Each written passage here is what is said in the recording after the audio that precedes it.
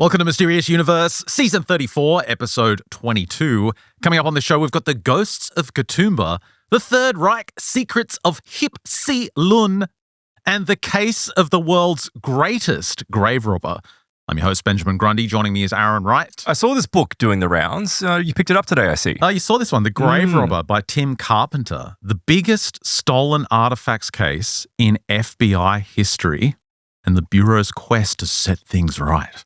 So yeah, Tim Carpenter, FBI agent, he used to be the head of the FBI's art crime team. Oh, yes, yep. And that's just like a scattering of agents all around the country. Yep. And, they work on the cases together when they come up. But this one is just bananas. This guy is 90 years old, lived in some rural part of Indiana, and he had a collection that rivals the world's biggest museums.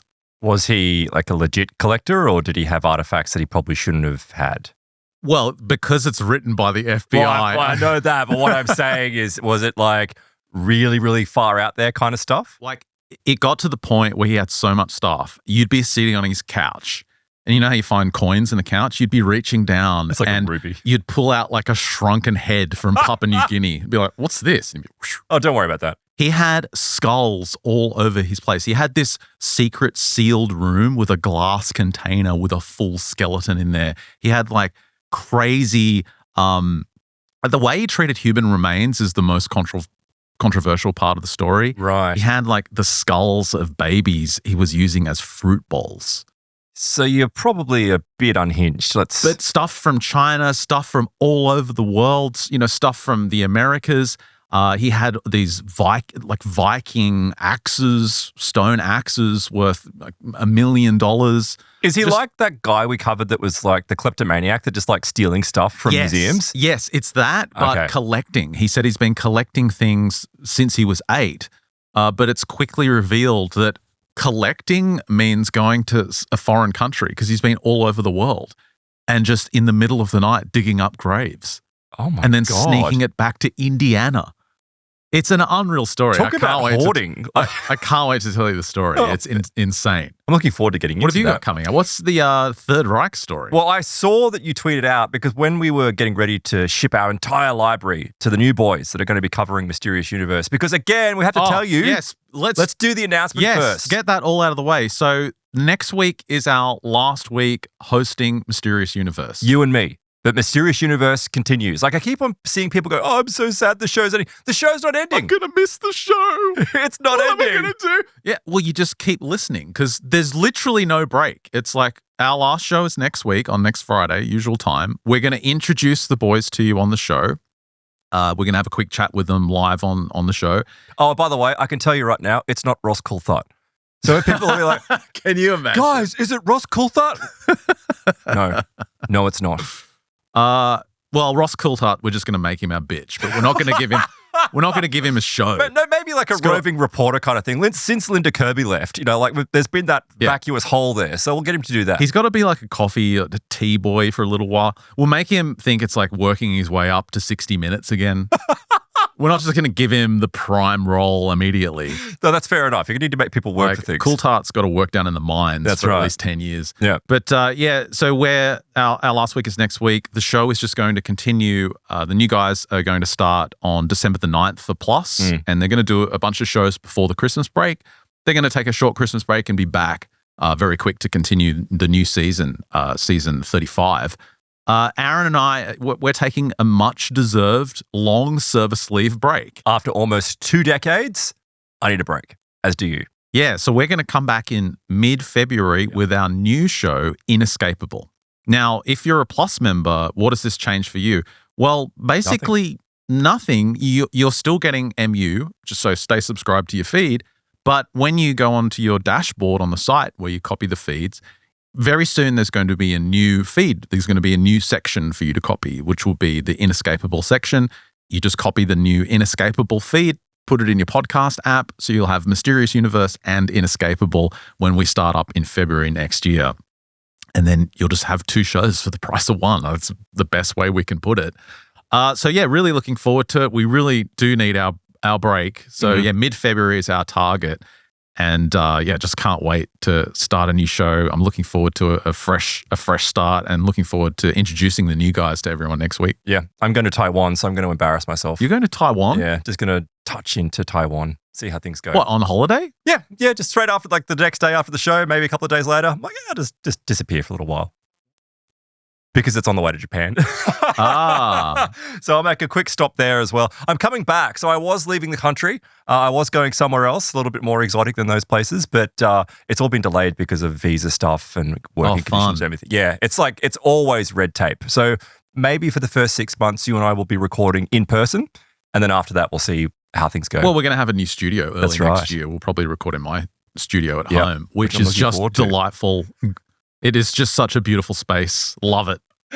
I love my home studio. Your own personal space being invaded. The carpet's so soft. My son comes in and he just does angels on the carpet. He just likes to come in and lie on the carpet. It's so soft. Dude, my carpet is so soft. Okay, well, you've sold me, okay? Like, I'm happy. Like, if the carpet's that soft, I'll come and record with you. That's fine. Anyway, Adolf Hitler...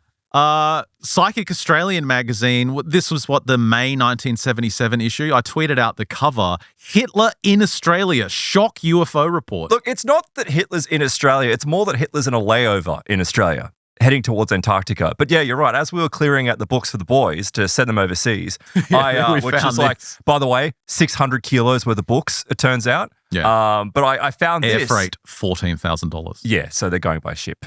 So tax write-off. Anyway, so with this particular magazine, like these are old. Like these are older than me. So I didn't want, I've actually gone through and I've photocopied them and, done all my highlighting through them. Cool. But there's this really unusual story in there from a woman who got in contact with an Australian journalist who was working over in Vietnam or throughout many Asian countries. Mm. And when he was there, he was approached by this young woman, 18 years or so. And she's like, I recently received a letter from a monk, and it basically details the Nazi UFO program in Australia and Antarctica. Wait, she got that in an email? No, sorry, not an email, a letter. Okay. I say email. Yeah, come on, it's 1970 something. So yeah, no, in a letter. Sorry, I've got email in the brain. It was in a letter. So we're going to go into that in greater detail. And because I was just flicking through those magazines, it's actually full of some really crazy stories that are very Australian-based. So I thought, well, we're getting towards the end for us. I want to do some Australian stuff, and that's what we'll do coming up. Yeah, awesome. Looking forward to it. Well, I can't wait to tell you this story. The grave robber, Tim Carpenter, again, FBI agent, and we go back to November the 1st, 2013, and he's in the car with a fellow FBI agent who both work at the Indianapolis field office, and he's riding shotgun with Bruce Guider, and he's in charge of weapons of mass destruction. Okay. And Tim's actual proper job, because the art investigation thing is like a side thing. Yeah. Right? Yeah. So his main responsibility at the FBI is anything related to bomb technique. Like he's the bomb tech coordinator. And so these guys work together closely with anything involving domestic terrorism. But this is not a typical day. They're in the rural Rush County. It's about 40 minutes outside of Indianapolis. And not a typical day because he says, my true passion was art crime. He said a dozen FBI art crime team members were scattered here and there over the field offices. He said it was because of my art crime role that Bruce and I were going to visit a 90-year-old man named Don Miller. He was on suspicion of looting Native American burial grounds and other archaeological sites. So he had gotten reports from two tipsters who reported that over his life, and he's a pretty long one because he's 90, Miller had repeatedly looted Native American graves, had stolen human remains, burial objects, amassed a vast collection of other artifacts from around the world. Hasn't he seen poltergeists? That's the worst thing you can do to dig up an Indian burial ground. Well, I'm glad you brought that up because I wasn't expecting this. I just thought this would be a straight, like a true crime story. But this has a serious paranormal element to it that comes up later. It'd have to. Yes. If you're desecrating graves, it's got to have a paranormal element attached to it. And when they get the local Native American tribes involved, they get very explicit warnings about their safety because of the spirits that are obviously going to be angry being kept in the conditions I'll describe later. But he had a massive collection from around the world. And according to these tipsters, Miller kept his collection in his house and other buildings on the farm where he was born and raised. And so Tim takes us through how just a few days earlier he'd gotten this call from his supervisor letting him know about this tip.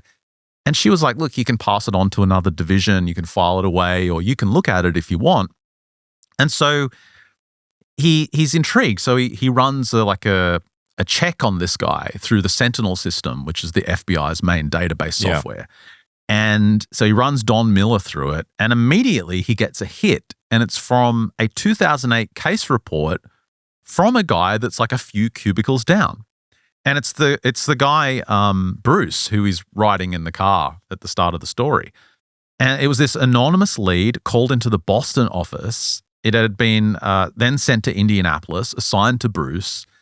And amazingly, the tipster said, this guy, Don Miller, he's got a nuclear trigger from the Manhattan Project. You need to go check him out.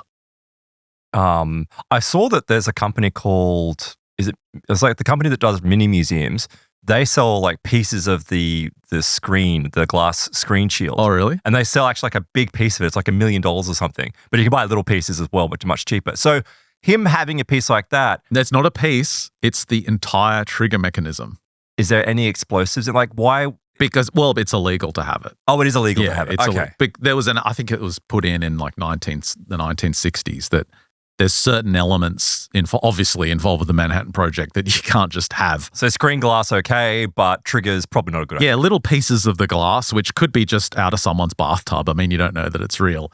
But yeah, this is different. So what he noticed, though, when he was looking at this case report was the 2008 tipster and this guy, Miller, were members of the American Society for Amateur Archaeology. Mm-hmm. And more importantly, Bruce, the other FBI agent, had documented seeing a large number of Native American artifacts in this guy's basement himself when he investigated it in 2008.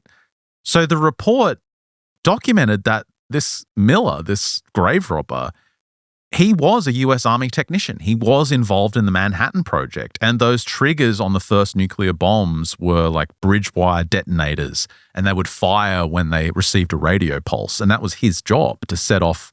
I don't know if he's triggered the actual bomb, but he was involved in the whole process. That's how I think it worked, those early nuclear weapons. Didn't it fire like a pellet into the other component, which caused a chain reaction? So it's probably, like a fully functional piece. Well, they went to his house. They didn't find the trigger. And they did find a small amount of depleted uranium. Which is highly illegal, right? Yeah. So the illegality of that came in the 1960s as well. So he happily handed it over. And the report basically said, mission accomplished. We couldn't find the trigger. He didn't have it, but we got the uranium. Report filed, case closed. So since Bruce is in the same office, he goes over to him and he says, do you remember this guy, Don Miller? You went to his house for the nuclear trigger. And Bruce is like, yeah, I remember he didn't have the trigger, case closed. It's all in the report. And he says, yeah, what I'm interested in is the artifacts that you saw. Do you remember seeing his collection? And he's like, oh yeah, this guy had artifacts absolutely everywhere. Like it was insane. He had so many. And he just wanted to talk my ear off about it. So he asks Bruce, well, was it mostly Native American stuff? And he's like, yeah, but he had everything, like World War II stuff, like stuff from all over the world. He's like, you didn't see any skeletons, did you? Like, you didn't see any skulls or anything, did you? He's like, no, nothing like that. Why? And so he explains this tip that he's gotten, that this guy is actually hoarding remains. So Tim calls the tipster on the phone. His name's Richard. And it wasn't anonymous? Well, that was the trigger was anonymous. Well, he's using a pseudonym. Right. It's like he just says, I'll call him Richard. But he said, Richard told me that Miller had countless skulls and at least 2 complete skeletons from Native American graves, that he had been part of the Manhattan Project, but he also lived on a 10,000 square foot house on a 720 acre farm with his second wife, Sandra. And he describes all the buildings he has on the farm. So he's got, I think, 3 or 4 large buildings, like an old farmhouse, another big building he used to use for his business. And that this guy had been around the world, and all these buildings are full of the remains from his grave robbing from almost every country in the world. Like, he's been to Mexico, Central America, South America. He's got Haitian artifacts. He's been illegally digging up grave sites. He's got everything you can think of. Talk about being committed to it, though. It's one thing to travel the world and collect artifacts from dealers, right? Even if it's like black market kind of stuff, that's one thing. To actually be so driven by it that you dig up graves, it's a bit nutty. Well, this guy kept on mentioning how big it was. And Tim, by the end of the call, he's like, you keep saying this is big. Like, what are we talking? How many artifacts do you think he has?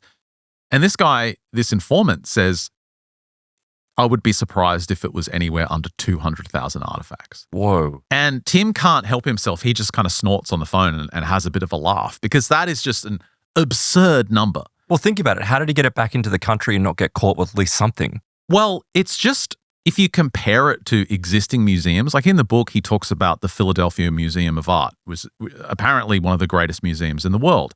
That has 240,000 objects.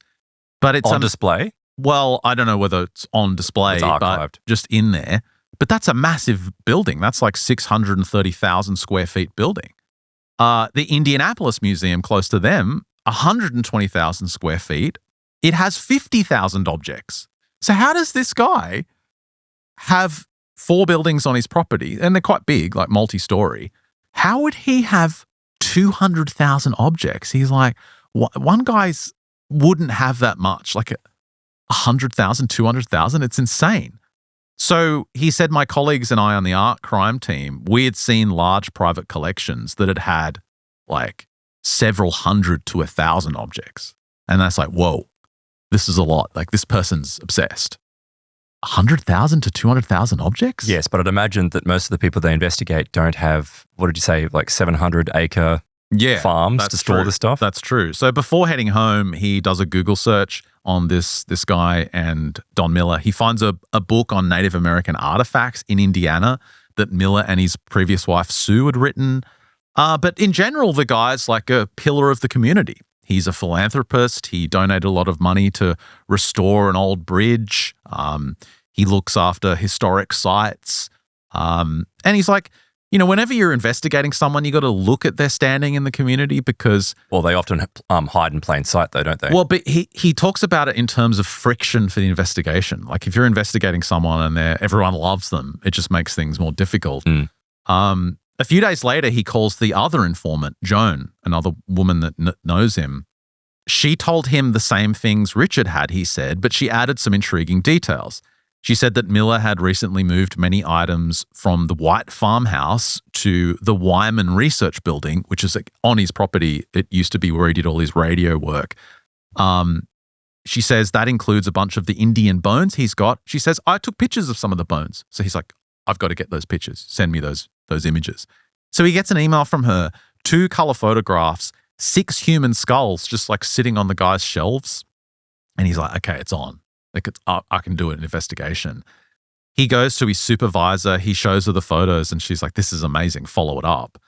And this is where Bruce comes in, the other FBI agent. He says, look, let's pretend we'll say that you're FBI, but he knows I'm FBI because I've been there before. But we'll say you're just super interested in archaeology.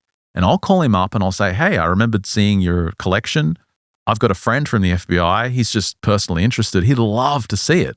Let's see if he goes for it. And so they do this. He calls him and Don Miller is like, yeah, that's come over. That sounds great. I want to show you everything. So they turn up and, well, before he goes out, he starts thinking about the potential risks of this type of potential case. One of the things he mentions is Operation Cerberus Action, which took place from 2006 to 2009. And it's like a sting operation that the FBI ran of people selling Native American artifacts. Sure, yeah. And it turned out to be a PR disaster for the agency because when they served up the subpoenas and arrested everyone, they probably arrested people that were rightfully in possession of them, did they? Well, 24 people were indicted, but 2 of them committed suicide. And to make matters worse, one of the dealers who had cooperated with the feds also committed suicide. And they were really popular people, and everyone that was arrested was really popular in the community. And they're all very tight-knit, and everyone just ended up hating the FBI. Yeah. It's like, why are you going after these guys? These guys are, good people. So he called an agent who worked on that operation, and the agent, the first things out of his mouth were, "Don't do it. Just don't start the case. Don't get involved. Just leave it. Pass it on to someone else." It's a shame though, isn't it? Because it's like there are cases that clearly, like this one, they do need to be investigated. But because it's like the concern about how it will be viewed by the community, it's like, well, we're not going to do anything about it. Yeah. And the other thing that was on his mind was, if the informants were correct, most of the artifacts would predate the laws that would make it illegal to have them. So they would get complicated. And the other thing was, if he had stuff from all over the world, it'd be like a paperwork nightmare. You'd have to work out the treaties and laws of multiple different countries to figure out what was like. It's just and then repatriate them, and just a nightmare of work. But he's like, "I'll get to go see it because of the skulls, and these are human remains." So they drive out to his home. It's November the 1st, 2013. This is like the start of the story. And when he's walking up to the front door, he notices that lined up, like along the pathway to the front door, are 12 of these things called tates. I don't know if you've seen these before. No. But they're like circular stone tablets that Native Americans would use to ground their grain. Oh, they look like mortar and pestles. Yeah. And there's 6 of these on each side. And he's looking at them and he's like... He's using them to line his driveway, basically? He says that he's using them like garden gnomes. Yeah. And these things are obviously rare. And priceless. The ones that he had in like just sitting outside were like museum quality, extremely rare artifacts. And he's thinking, what does this guy have where he's just got these sitting outside? He noticed that with the guy's landscaping, he has so many Indian arrowheads, he uses them for landscaping instead of pebbles. What? Yeah, he's got so many of them. He's just like sprinkling around the garden for mulch. He's got so many arrowheads. And it's a big house. It's 75,000 square feet. And then to the right of the front door is a Chinese terracotta warrior. And he's like... You mean as in like a real one? Well, no, he's like, obviously that's a fake. And then it occurs to him, well, it's like, wonder. I've never seen anything like this before. Because usually these hardcore archaeology collector guys, everything obviously has to be genuine. Otherwise... Of course. What's the point in having it? It's an affront to the whole field. And he's like, this guy's a bit different because he's got a fake thing here. And they ring the bell and the door opens to reveal a thin, frail old man. He's about 5'10", greasy, thinning hair, hair swept back on the sides on top of his head, but he's got pleasant, regular features. Just looks like your average old white guy in Indiana.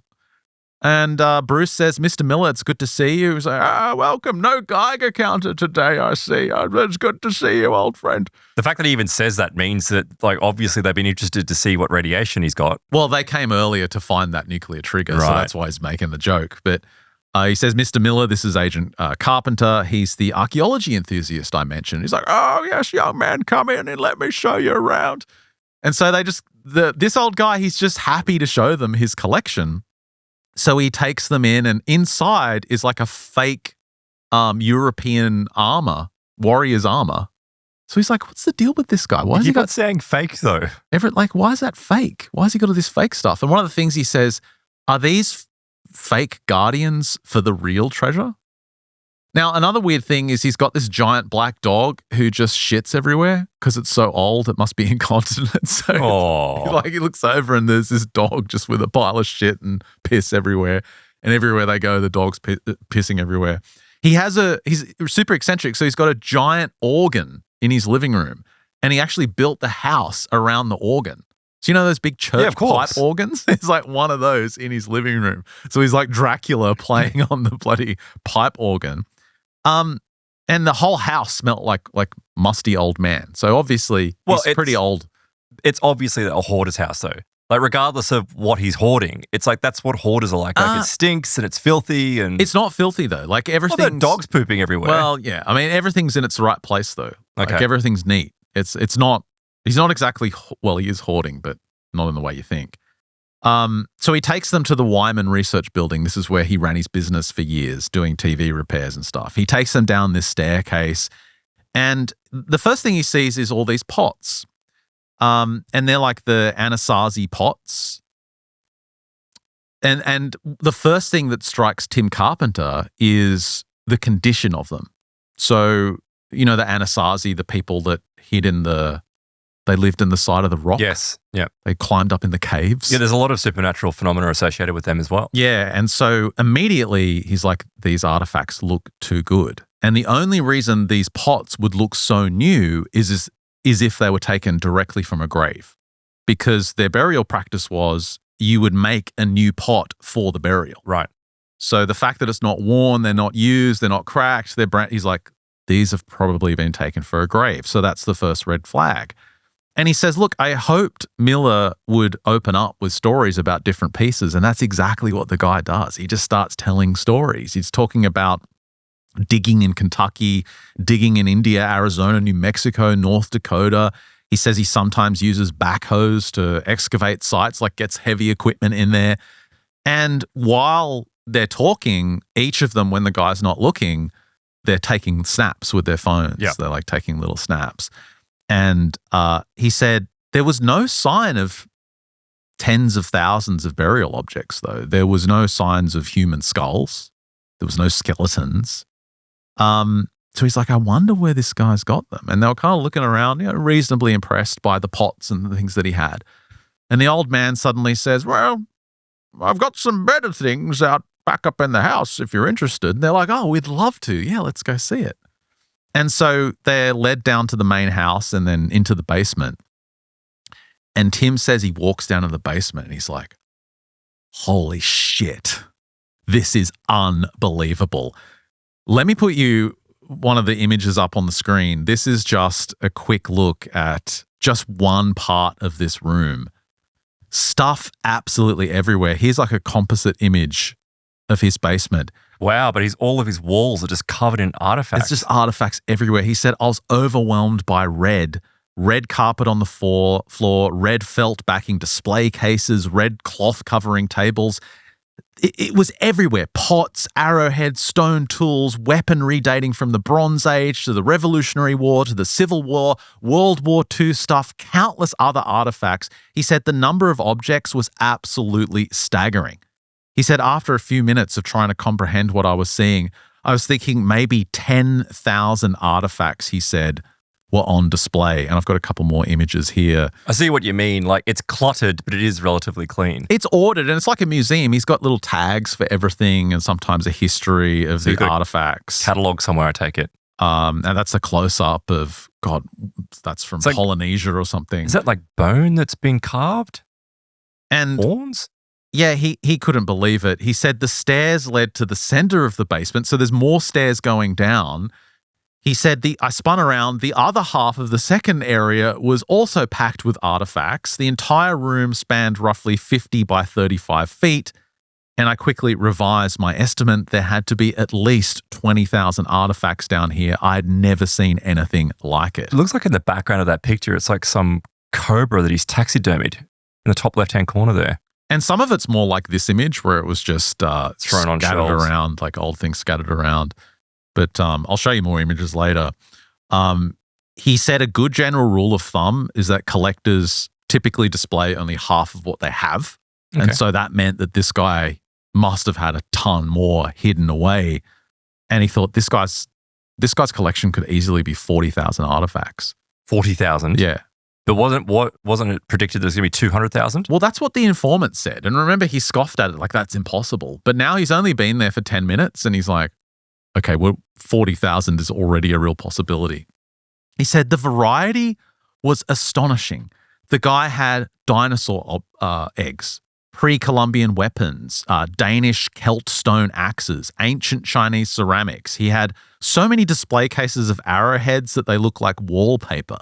He had an axe head from Neolithic China and it had a date on it, 7,000 BC. But the funny thing was, it was written on the axe in black Sharpie, black pen. Oh my! Oh, he literally wrote Neolithic China 7,000 BC in Sharpie on it. Oh, so that's the thing. It's like while he's collecting these things, it seems like there's not the kind of care that you would expect from a collector. It's more about just acquiring it than actually keeping it. Well, yes, but it's almost like he does show a great amount of care and organizes things, but to write a Sharpie on it. But you would need a team of 20 people to look after a collection so large. So it's almost like he just has so much stuff that obviously you have to cut corners. How is it that he has the means to do this, to travel? Like, did he run like you said, he ran a business, but was that business so successful that he was completely self-funded? He worked on the Manhattan Project. He worked for Raytheon for years. He developed some kind of radar system for them. So he had a lot of money. And he ran his own successful business for decades and would just travel constantly. He had this giant canoe as well, a South American canoe, stone figurines, other loot. I've got an image of the axes there, the Celtic axes, all numbered, organized. And he said everything the guy had was museum worthy. Like all of it was in amazing condition. And he just starts telling stories about everything. He's like, oh, I dug this there and I found that and then I dug it out. And he's like, I found those on an Indian reservation and just took it out of the ground. He's like, it sounds like that. It's not like he's necessarily malicious. It's just almost like he hasn't even given thought to, the desecration, to him stealing. It's just like it was in the ground and I needed it. Yes. It's almost like a combination if he doesn't care. Is he an autist? He's also from a different generation. Like he's 90 years old. Yeah. He's from the generation where the British would just, blow up tombs to get stuff out of them in Egypt. Exactly. So, this is before everyone got indoctrinated with the whole, you can't other people and you can't culturally appropriate and everything has to be returned. Like, I'm being obnoxious. Like there is some validity to that, but it's really. I think human remains, that they should always return to wherever they were buried.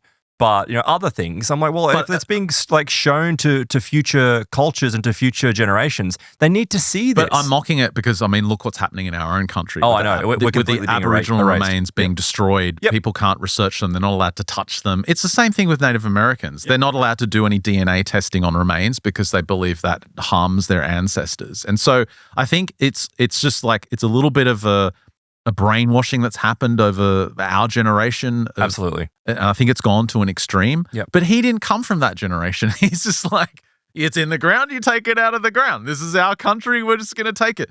So, yeah, whether that's right or wrong, that's up for debate, but that's how he views it. And he said he'd begun collecting artifacts when he was 8 years old and he'd conducted digs in more than 220 countries. Which Tim found amusing because there's not 220 countries in the world. So, is he saying that countries that no longer exist? Is that what he's suggesting? Maybe. The guy was he in Czechoslovakia before it? Yeah, maybe. Anyway, the guy was obsessed. He took him to this case that showed Tim his most valuable arrowheads. And he said that he and Sue were digging them up with friends on a riverbank in South Dakota, and apparently the landowners found them and ran them off the property. And so he's just freely admitting this.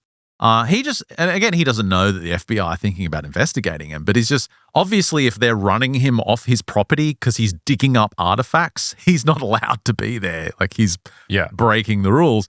The same was true for a collection of Chinese artifacts from the Ming Dynasty.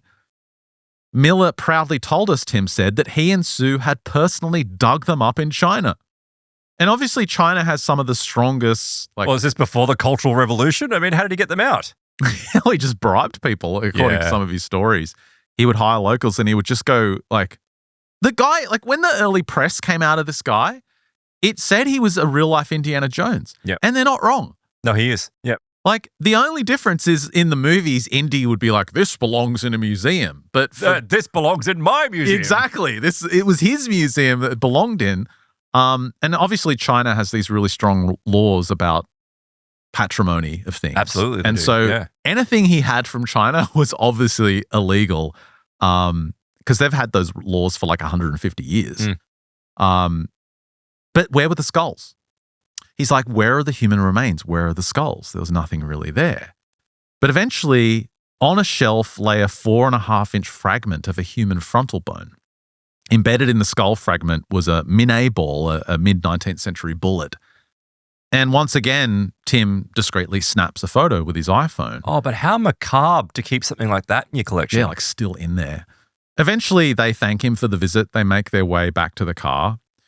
And as soon as they get in the car, Tim turns to Bruce, the other agent, and says, "Holy shit, what are we going to do? Like, this is insane. What the hell am I going to do now? I actually have to investigate. I have to start a case."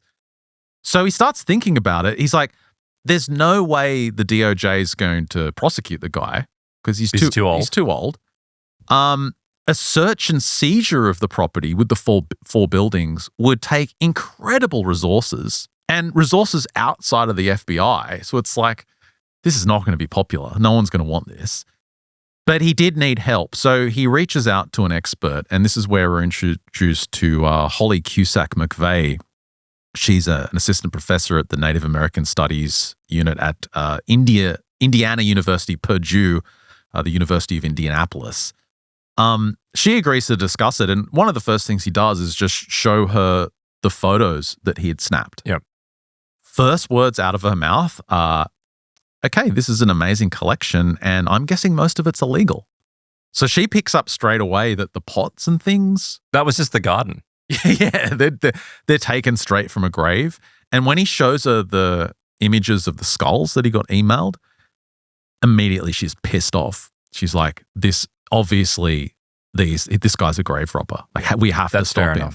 And so Tim says to her, "Look, I've just got suspicions so far about these skulls. I haven't seen them yet."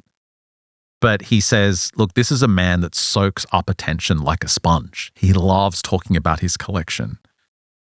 Let me wire you up, take you down there. We'll come up with a story. We'll say we were just passing through and, I told him about the collection, and let's see if we can get him to talk. I need probable cause." And so she agrees. She said, "I'll be glad to help." But wouldn't mere possession of the artifacts be enough for probable cause?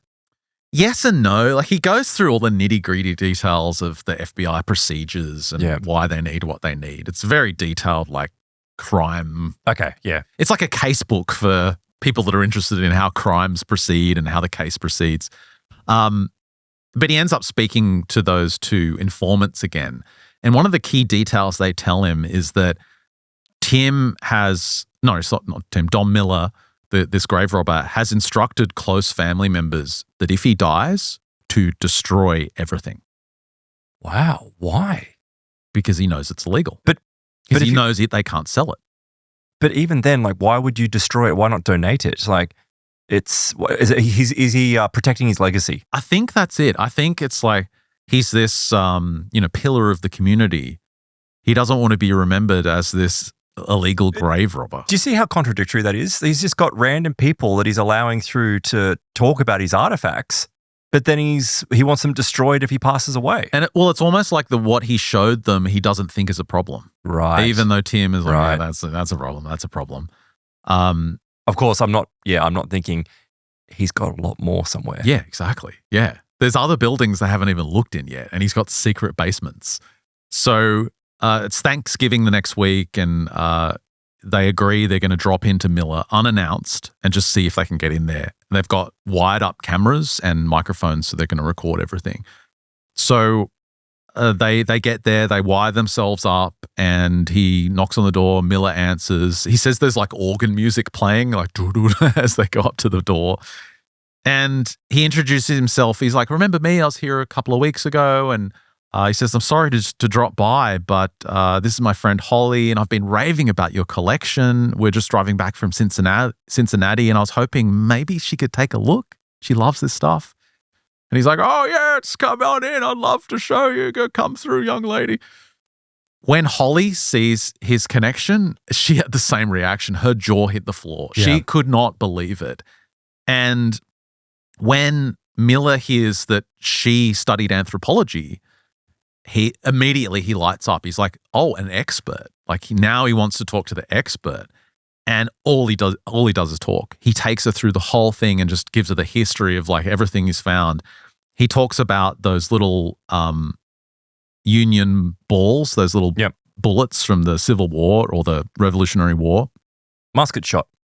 He says, "Oh, you can just find those with a metal detector. You just dig them up straight from the battlefield." Oh, please. Like, I just get this image of him at Gettysburg with a metal detector. Oh. And she talks about, there's a wooden cradle on the floor and there's a small cannon. And he's like, oh, we got that from the Gulf of Mexico. And she's like, where in the Gulf of Mexico? Oh, I just got a dive team and we got them straight from the wreck. And she's like, what was the wreck? He's like, I don't know. We just took it. He's like admitting just raiding ships in shallow water and just like but part of me, I'm reading it going, that's fucking badass. Yeah, it is. Yeah, it's like, that's like the Uncharted video game with Nathan Drake just traveling the world and finding treasures. It's freaking awesome. There has to be a line though, Ben. Well, it's baby skulls as fruit bowls in your kitchen. That's definitely the line. That's the line. Yeah. Well, right. I think significantly before that is the line, but it's like, yeah, I mean. But going to China and like busting into some ancient tomb and taking some figurine, it's like, there's something super based about it. You know what I mean? It's like, you're stealing from their culture. Repugnant. Yes, you're stealing from their culture. Yes, it belongs in their country, but also it's kind of cool to just go and take it. Well, you know why? It's because he just doesn't give a fuck. Yeah. It's like, that's why. It's kind of awesome. It's like the old school archaeologists, the French, the British going into Egypt. This is ours now. But Let's put it on a big ship and ship it to New York. But look at how many artifacts we lost through that process, how stuff wasn't documented correctly, how it's just like there's things that are now lost to history because it was blown up. Oh, we don't have a tag for this mummy. Who cares? Let's get it where it belongs. Yeah, and most of them died from a curse when they blew open Tutankhamun's tomb. Let's get it in the Smithsonian so I can pay a small fee and go and look at it on the weekend. But that's just the thing. The Smithsonian hides stuff. That's true. And so stuff that actually is important and will change the course of history is hidden. That's true. I'm just playing devil's advocate. I know you are. Yeah, of course. I'm just bringing you up. There's still something cool about it. Like just going and getting stuff from a shipwreck. And then there's these Papua New Guinea artifacts, which he claimed he'd collected in 1946. Is that the shrunken heads? Well, I think they're Peruvian, but I'll come to that later.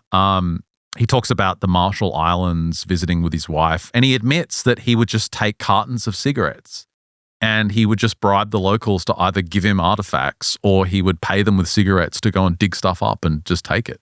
Maybe he paid for it, I guess. I know. Like, I'm listening to that and I'm like, who's to blame? Because the local people in an agreed upon exchange gave him the artifacts for cigarettes. He bought them. I mean, they got potentially cancer. He got a curse. It works out perfectly. Yeah.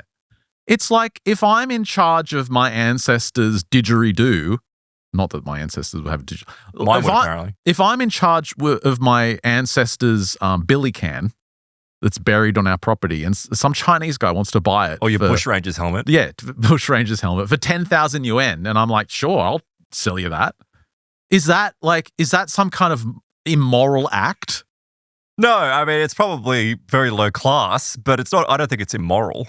Yeah, like it is a bit dirty to sell your ancestors' things, but that's what they did. It was a free exchange. And so he talks about, getting stuff out of Papua New Guinea.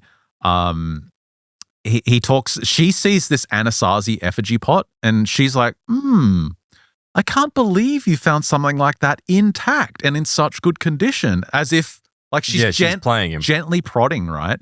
And he's like, oh yeah, that was 6 feet down. We just got the backhoe out and dug it up. We always did that in the Southwest. We just went down there and got what we want and fucked off with it. It's hilarious. Like, I've got the image. That's one of the things they eventually recovered, one of the pots. And so the whole time Tim is like, probable cause, probable cause, probable cause, and it's all being recorded. And so eventually he admits that he used a metal detector at Custer's last stand to find all those bullets, which is obviously illegal. And he was getting all these skull fragment. That skull fragment with the bullet on it, he got that at the battlefield, which was tribal land, the Wounded Knee site. So he was just out there on a reservation land just digging stuff up and taking it home. Not good. And then Tim notices this giant crocodile skull on the wall, which I don't have a picture of. And he's like, what is that? And he says, oh, yes, I dug that up in Morocco. It's an extinct alligator species, probably 200 million years old. So he's got the freaking dinosaurs in there. But wait, you just go and start digging up stuff in Morocco? How based is this, dude? You just go to Morocco and just start taking shit out of the ground. You just start digging in your hotel room. just hire some locals with some cigarettes and just get a backhoe, just start digging it up. Ship it back to America. Take it back to the empire. You have to wonder, though, how much stuff, and obviously we're going to get there, but how much stuff has he found that never would have been found if we had adhered to, I guess, more moral ways of collecting this stuff? Well, you think Morocco, probably easy to bribe in Morocco. Yeah, it is. They're not, you wouldn't see law enforcement as tightly controlled as in the West, maybe. But then there's no maybe about it. Well, she sees this case on the wall and it's got all these Roman spear tips in it. And she just casually is like, oh, you've got Roman artifacts as well. And he's immediately I just took those out of the Louvre. Literally, he says, oh, yeah, I've dug a couple of graves up in Rome. Yeah, and Tim's like... Well, yeah, the Italian authorities would not be happy about that at all. Tim says it's almost like he's just reminiscing about a vacation he took years ago. Oh, yeah, I'm sure he just thoroughly indulges in telling the stories. Going to the Colosseum and just in the middle of the night digging stuff up. Well, that's what you have to ask the question. How did no one see him? How did no one ask? Is it just that he's bribing the Italian authorities? He's just a crafty grave robber. His most valuable artifacts were these I showed earlier, these Danish... axe heads worth around $700,000 back then. Ooh. He had this. They must be ancient, Ben. He had this woven sewing kit excavated from a woman's grave near Lima, and he also had cloth that was once wrapped around a mummy. So it's like he literally unwrapped mummies. Why not just serve them up like they used to with the Egyptian mummies? Well, she sees this. This case of Chinese stuff, ancient Chinese stuff. I don't think this is the one she's referring to, but she says, what's that bracelet? There's like a bracelet. And she's like, what? It looks like there's something in there. And he pulls it out and he's like, oh yes, there's a bit of bone still in there. So he's obviously got this like Tang Dynasty bracelet literally out of a grave, probably still attached to a skeleton. It's still got a bit of bone wedged in the dirt. He's like, yeah, that's right. Hey, look, there's still a bit of bone. What's the word for his demeanor here? It's like this laissez-faire, like completely, like it's like, again, like there's nothing malicious about him. It's just like he clearly has no understanding of how wrong it is what he's done. Well, another thing he has is these little houses I've got on the screen here. And these are very specific things from China. Where jade? They make them, they make them and they bury them with people because that becomes your house in the afterlife. Oh, my God. So they're obviously directly from graves. They're directly from grave sites. And I just picked up a couple from the shop. He's got a ton of these. He's got like shelves of them. So is there only one buried? So does that mean that he's dug up a ton of graves? Yeah, like multiple graves in China. He's just like hacked open and just taken everything. So I'm trying to bring like a collection of wooden coasters back into the country here. And obviously you declare it, but it gets taken off you. Yeah. Yet this guy has somehow managed to just like bring back in like these ancient artifacts and no one's gone, oh. Again, another example of why we've got to go back. Things were just better. I don't know. I'm not so sure about that, Ben. He probably traded some, some cigarettes to a TSA agent? Yeah, some cigarettes. So they get back to the car. She's so thankful. She's like, oh, this is amazing, sir. Thank you for showing me. This was so amazing. They get back to the car and she's pissed off. And she says to Tim, rightly so, you can't let him keep these things. This is absolutely outrageous. These belong in a museum. This is the worst thing I've ever seen. You have to do so. You've got to stop him. We've got to stop this guy. Well, they actually belong back in their graves. Well, they have a meeting back at the FBI and he gets a team together and the head of his field office is like, what are you doing? I don't want to spend any money on this. I don't want to give any resources to this for artifacts. This is crazy. But he eventually brings them around and he convinces them. He says, look, I don't think we're going to need a warrant for this. Let's get one just in case, but I think he'll cooperate. And his whole pitch to the guy was going to be, look, if you want to keep your legacy, cooperate with us and we'll make sure the artifacts go to their right homes. We'll get them in museums, repatriate them. You'll get to keep your reputation. And you don't get charged. You won't get charged. And it doesn't cost the FBI a huge amount of money. And he was sure this guy was going to cooperate. I'm sure he won't. Well, then he starts to think about the complexity of the operation. So they need, for example, here's just a couple of things that I listed on, marked down in my notes.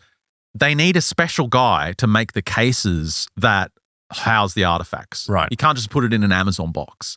They need to shut down the roads, create checkpoints so that people aren't coming in. Safe handling. Like, how do you ensure that the artifacts are going to be, like, you can't just send in the regular guys to pick it up. It's like some stuff's going to be so fragile, you need trained professionals to gather it. Well, also, if anything in this 16-year journey has taught us about psychometry and like cursed items, how do you protect people dealing with that? Exactly. And that comes up when he speaks to the tribes. And I'll get to that in a moment. Arsenic was another one. Where would the arsenic be? In the wood or something? In the first half of the 20th century, collectors treated textiles and other things with arsenic. For bugs. Yeah, so just to keep it preserved. So a lot of the stuff is going to have arsenic. So they have to bring a specialist from some university with a specialized spectrometer, portable X-ray machine to scan everything. You know, as a little bit of like a history side note, right? So there used to be, particularly in Europe, when tuberculosis or consumption went through, right? This idea used to be that a change of air would help you recover from some type of malady that you're having. So people thought they were suffering from tuberculosis or like consumption. But they would go and they would be like in this particular room and they would leave the room and they would go and stay, like more wealthy people would go and stay in a location that was on a cliff top or something where there was fresh air and they'd miraculously recover, right? And they're like, oh, you've recovered from tuberculosis. Well, it wasn't that at all. It was that wallpaper used to be heavily coated in arsenic. Oh, really? And so these rooms that people used to sleep in, well, of course you had to pay, obviously you had to be more upper class to have arsenic, or sorry, to have wallpaper. But because it was coated in arsenic, there was never any bed bugs. There was no insects in the room. So people were like, oh, this is wonderful, not realizing that the arsenic was slowly poisoning them. Yeah, just slowly being poisoned. Yeah. Wow. Isn't that crazy? That's nuts. Well, they're worried about his health as well because he's so old. So they're thinking we're going to have an ambulance on standby when we tell him this. They started to look at the classification system they would need for all the artifacts, like red, yellow, green. Red items are clearly illegal. Yellow, maybe, and green, probably okay. And then the paperwork. Because the FBI uses several forms to document the seizure of evidence. And he goes through like the FD 192 forms you need for, I know. For every single thing. People think that policing is this fun, like you're something different every day. It's like it's paperwork after paperwork after paperwork every day. And he starts to calculate how many green sheets they're going to need for each item. It's just months and months of paperwork. It's like a ream of paper. But he says, despite the countless obstacles, by early March, we had an operational plan. And they end up getting the warrant anyway, just in case. But they arrive at his home, him and a team, 9 a.m., April the 1st. It's now 2014. They knock on his door and he's like, oh, the sheriff's here. Like there's like 4 FBI agents there. The irony, though, of April the 1st. Yeah, that's true. And he says, Mr. Miller, I told you I'm an archaeology enthusiast, and that's true. I'm passionate about art and archaeology. Your collection is truly spectacular. But he said, but you and I both know there are serious problems with it. Some of what you have you bought, some of it you looted. You've desecrated graves, you've taken objects that don't belong to you. And he doesn't dispute anything. He looks at his wife and they have this moment of like nodding as in, we knew this day would come. And he didn't sugarcoat it. He basically said there was 2 possible versions of his legacy. He could either cooperate, help them repatriate much of the artifacts, get them to where they needed to go, and he would retain some of his reputation and his legacy, or he was going to be fully prosecuted, dragged through the media and the courts, and he was going to be made to look like an evil old grave robber, stealing skulls and skeletons of Native Americans. So what does he say? He calls his lawyer. See, I got this feeling, like I didn't mean to be so arrogant in my belief about what he would do, but if he's willing to destroy everything after his death, I don't think he's going to easily part with any of this stuff. Well, it's obvious that he didn't really want to cooperate, but his lawyer obviously could read what was going on. The lawyer speaks to the agents and the lawyer says, you've got to cooperate or you're effed. And so as soon as he says, I'm going to cooperate, Tim's like, all right, whoosh, calls in the convoy. And this being waiting at the end of the street. In comes this huge convoy. I think I've got a photo of it later. So, wow. Okay, so that's the Convoy. I'll leave it on the screen. A mobile command post RV. A mobile photography studio RV starts rolling down his driveway. A semi-truck with a 53-foot flatbed trailer. Another semi-truck with multiple ATVs on it. Following the trucks are a fleet of evidence response team vehicles, half a dozen marked FBI police cruisers and SUVs, several sized pickup trucks with towed trailers, drash tents that are going to serve as workspaces. Bringing up the rear is a dozen or so cars and FBI personnel. There's like 30, 40 vehicles arriving in this entourage, and see the tents down the bottom. It's like a scene out of E.T.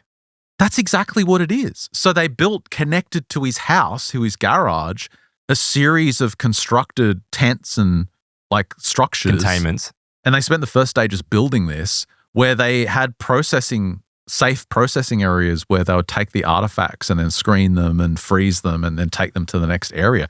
It's this insane setup. And most of the book, like a good chunk of it, is just him setting up the case.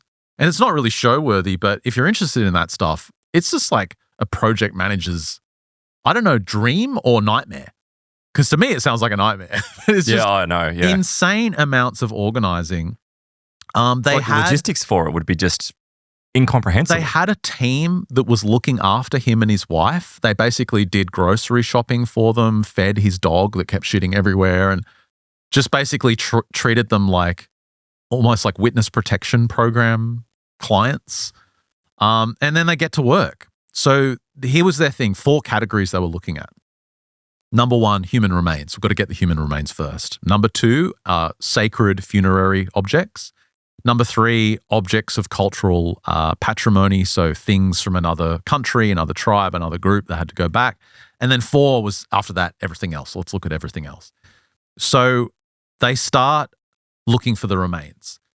And the first place they look for is those original informants said that there was a locked basement with the skeletons. Under that house that you just showed? Under the house, yeah.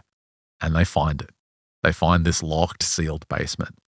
And what's in there? Inside the room is a nearly complete skeleton lying on a red cloth inside a raised wooden display case. It's glass on each side, just like you would see at a museum. The remains have been adorned with artifacts. There's metal armbands. There's a dozen thin bracelets, clearly like a great king or chief or warrior. There's a stone and bone chest plate across his ribs. There's bones alongside axe heads. There's a knife blade and a ring forced onto the finger bone with there's a handwritten card at the front of the display case. And the handwritten card says that this is Crazy Horse. Wow. The famous Sioux warrior from the 19th century. Yep. So the fact that he could potentially have Crazy Horse sealed in his basement is insane, right?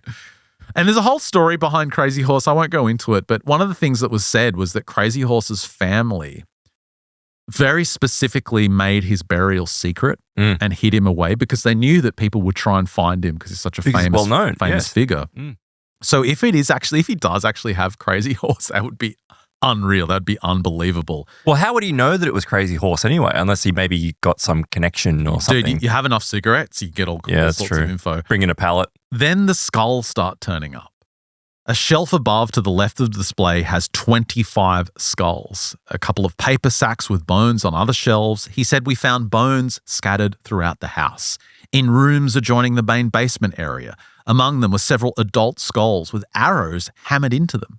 Skulls turned up in unusual places. There was one tucked between books on a high shelf in his radio room. The more we looked, he said, the more bones we found. It wasn't just that. We kept finding more human remains. It was that we kept finding them in increasingly appalling conditions that worried us. Arrowheads hammered into a skull for dramatic effect, a baby's skull repurposed as an apple bowl, and the static accumulations of bones, sometimes mixed with animal remains, were scattered throughout the compound. So they went in there thinking, okay, we're going to maybe find 4 or 5 remains, maybe a dozen at the most. But they started to find just skeletons all over this house. But do you see how it also highlights what I was saying earlier about the Sharpie pen? It's like he's got these things, but he continues to desecrate them. It's not just enough that he took them. Yeah, you're right. The fact that he's hammering nails into skulls and, it's like... You're absolutely right, because the condition they were in was just atrocious. There were bones thrown across shelves, stuffed into tote bags, like shopping bags with bones in them, plastic garbage bags, cardboard boxes just with bones and skulls in them, all filthy with grime, black mold, infested with insects and mice. There was nests inside a lot of them. Nests of what? As in like mice or rats? Yeah, mice and rats, vermin. Now, Jake, one of the other agents that was there, he recalled later, whenever we found another cache of bones, it seemed like a new low in how Miller had treated the remains. Every time we said to ourselves, okay, can't get any worse than this. But he said it kept getting worse. Every new room was full of horror, he said. So they go eventually to the dilapidated farmhouse. This is where he grew up. This is the oldest building on the compound. And there's multiple doors down to this basement, and there's boxes with tote bins and there's bones down there. But everything is just disgusting, black mold everywhere. The power's out, so they've got their torches out. It's just super creepy, right? And that Holly, that the woman from the university who got wired up, got wired up for him, she's there as well going through it. And she hears like a little scuffle at the side in one of the shelves, and she's like, what is that? She turns with her torch, and there's this giant, large black garbage bag crammed under the lowest shelf. And she's like, what is this? And they all gather. There's like 4 agents down there. They all gather around the bag. And they're like, oh, what the hell is going to be in here? And they all brace themselves and they open this black bag. And this giant raccoon just goes, just like leaps out at them and then skitters off and disappears out of a hole in the wall. And like he said, we almost got our guns out to try and shoot it, but we, held it back. This bag was full of bones. It had a dozen skulls in it, mixed with insulation, cardboard, and twigs. It was the raccoon's nest. Oh my God. The raccoon was living in a nest of skulls in this guy's basement. Disgusting. They were just like, this is unbelievable that he was treating the dead like this. He's like a kid though, because it goes back to what I was saying before. It's like he hasn't obviously developed the mental, I guess, capabilities of what an adult would, but it's like he just has to have it. He doesn't need it for any purpose. It's just like wanting it. But once he's got it, it's not enough. It doesn't satiate. Well, they had gone in there expecting, again, like I said, a dozen remains. When he spoke to some of the agents on that first day, or that second day actually, because they had built everything first, and they'd actually gone through a full sweep to gather as much human remains as they could, one of the lead agents, he asked him, like, how many do you think we have? And he says, at least 350 plus remains of human beings. The deal's got to be off now, doesn't it? Well, no, because it still doesn't change the fact that he's too old to be prosecuted. Right. So, and they don't want to drag out. But does that mean that like once you get into your 80s, you could just start committing crimes because you're too old to be prosecuted? Pretty much, There's a bunch of things I'd love to do. But if you start in your 80s, it's hard to go and grave rob all around the world. You want to get in early with that stuff. I'm just thinking embezzlement or something, like just start there. Like one anthropologist said, our training did not prepare us for what we found. No, for example, we'd go into a room and see, like a grocery sack on the shelf. You'd take the sack off the shelf and open it up, and there'd be like a children's bones in there, like a child inside there. He said Miller's treatment of the remains was so callous. It was one of the most horrific things I've seen in nearly 30 years of law enforcement. Yeah, it is callous. That's actually a perfect way to sum it up. It's callous. So they quickly set up a meeting because they realized the scope of the human remains. They set up an emergency meeting with the local tribe, and the local elders, actually a couple of tribes in the area, and they explain everything that's happening, and obviously their reaction, they're horrified. Yeah. But they want to just keep them in the loop of everything that's going on. And in the end, the tribe, some of the elders are very appreciative, and they come up to Tim afterwards and thank him for what they're doing to try and set things right. But one of these old guys pulls him aside and gives him a warning and actually says to him, thank you for what you're doing, but you and your agents have to be careful. He says, the spirits of those whose graves have been desecrated, they're angry, especially the spirits of children.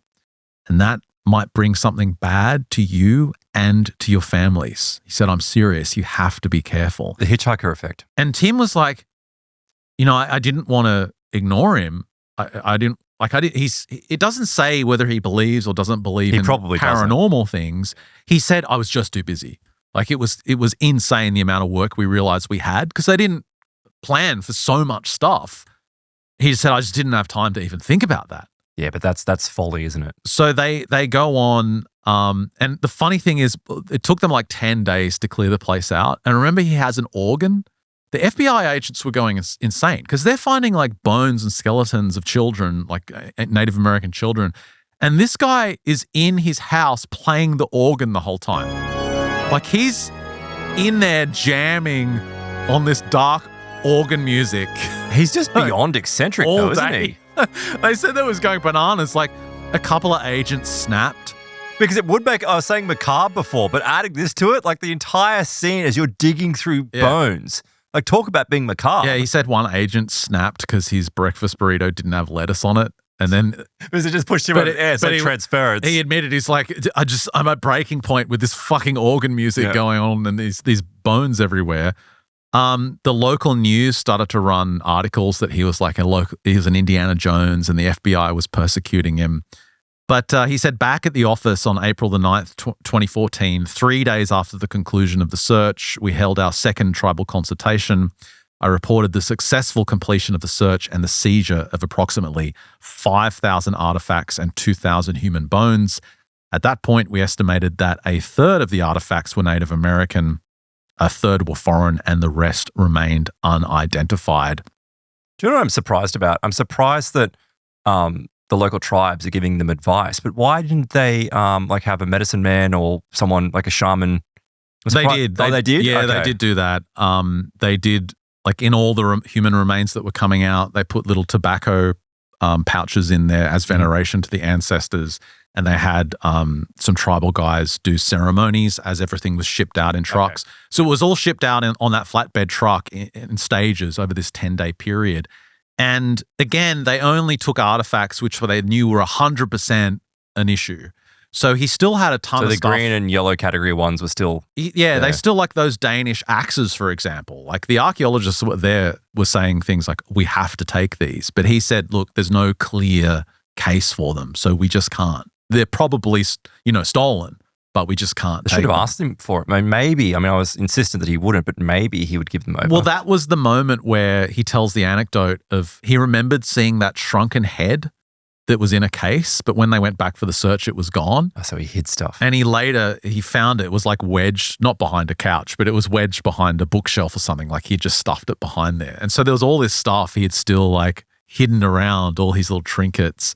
And so it ended up being the largest case that the FBI ever had of stolen artifacts. And I can imagine. I think it's actually the biggest in the United States. We don't know the full figure of what his total collection was. He passed away in 2015, and again, he was never persecuted for it, never prosecuted. Sorry. I take it that the collection though wasn't destroyed. Well, I want to talk about that because the story started to get very mysterious universe when he went to a conference in New York. The case was still going. They were still figuring out what to do with all the artifacts, contacting other countries and talking to Native American tribes. And he's in New York to give a talk to, I can't remember what university, but it was a bunch of either law students or archaeologists in training. So he gives this talk on the case. And as he's exiting the building, he gets a call from his wife. And his wife is frantic. When he had left home, he's married, he's got 3 young daughters. His youngest daughter is 4 years old. And his wife is panicking because their 4-year-old had developed a cough. And he's thinking, kids get sick. He flies to New York. His wife's on the phone going, Tim, I can't wake our girl. I can't wake her up. And their youngest daughter, they couldn't wake her up. That morning, I think he had given her like cough medicine the night before. She could not wake her daughter. And he starts to think, like he thinks back to that warning he'd been given about the angry spirits, the restless spirits. And it starts to occur to him that maybe there's something to that because not only is it his young daughter that's afflicted, but there's a series of deaths that take place immediately preceding the conclusion of the case. Wow. Yep. And I want to share that with you in the Plus extension coming up, because there's some pretty scary stuff that starts to happen. And he talks about not only him and his family, but other FBI investigators that were responsible for handling the artifacts and getting them out of the house also had a string of bad luck, strange deaths and coincidences occurring. And so, yeah, I want to talk about that in our Plus extension coming up. But props to Tim Carpenter, the FBI agent. That's him on the screen there. He just looks like an FBI agent. It's a really incredible story. And overall, you start to appreciate how proficient the FBI really can be. Can be. They make themselves out to be the good guy, obviously, in this book. But it's really impressive what they did to get them all out and get them repatriated. Because the second half of the book is like getting the stuff back to China, like getting it back to Peru and calling the Colombian embassy and saying, hey, do you want this shrunken head we found? Did we ever find out, did he ever reveal, did he have any diaries or logs? I mean, I know he kept a catalog, but is that how did they find out where all this stuff came from? I'm so glad you brought that up because I would have forgotten that. They find his old film. He had all this 8mm film. Right. And they get it digitized. And when they roll the film, it's like him in some South American country dancing in a grave with a skull in his hand. And taking photos with his wife, yay, look what we got. Oh. And doing there's a photo of him lying down in a grave he's just dug next to a skeleton. He's taking happy snaps, selfies for Instagram. There's footage of him traveling through all these exotic places with the locals, with all these tools to just start digging up the ground. It's crazy, man. So yeah, that's The Grave Robber by Tim Carpenter. There's tons more in there. I'll link to it in the show notes at mysteriousuniverse.org. It was really fantastic. But coming up in the break, I want to tell you what happened to his family. Yeah, I want to hear this because, I referenced the Curse of Tutankhamun there earlier.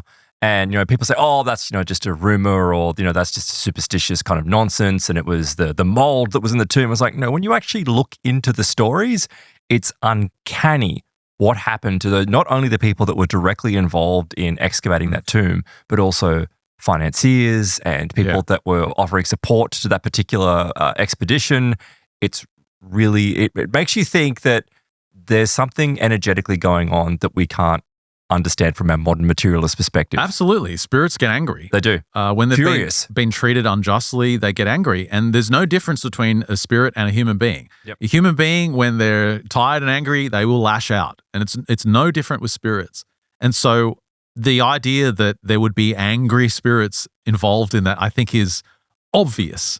I would have run a mile. I wouldn't have wanted anything to do with it. There would be clear repercussions. So, yeah, we'll look at that coming up. That's coming up after the break for Plus. And also, Hitler in Australia. Hitler's layover. Shock UFO report. The exclusive inside scoop from Hipsy Lun with Ken Snell. Oh, Snell. Yeah, Ken Snell is the journalist. Schnell. Yeah, well, no, there's no German connection there, but it's close. It's funny you should say that. No, he's the journalist who has been traveling throughout Asia, who was the one who got this story back in the late 60s, early 70s, I believe. Yeah, cool. If you want to get access to that, head to mysteriousuniverse.org/plus. Sign up today. Help support your favorite show. If you sign up for the MU Max tier, you'll get access to our massive back catalogue going back nearly 2 decades. And of course, if you sign up for MU Max or MU Plus before the end of the year, you'll get 2-for-1 deal. Yeah, you get the 2-for-1 deal. You'll get our new show coming in February next year, and you'll get the new Mysterious Universe starting after next week. So yeah, really good time because we're not going to keep that deal going. Once we start our new show, there'll be 2 separate entities. Yep. So this is your chance to get both shows for the price of one. Yeah, sign up before the end of the year. Sign up before February. We'll keep it going till February. Sign up before February and you'll get both shows as a Plus member. So sign up today, mysteriousuniverse.org/plus. That's a wrap for this free edition of the show. Thanks for listening. Thanks for watching. If you're on Plus, stick around for the good stuff after the break. For everyone else, we'll catch you next week.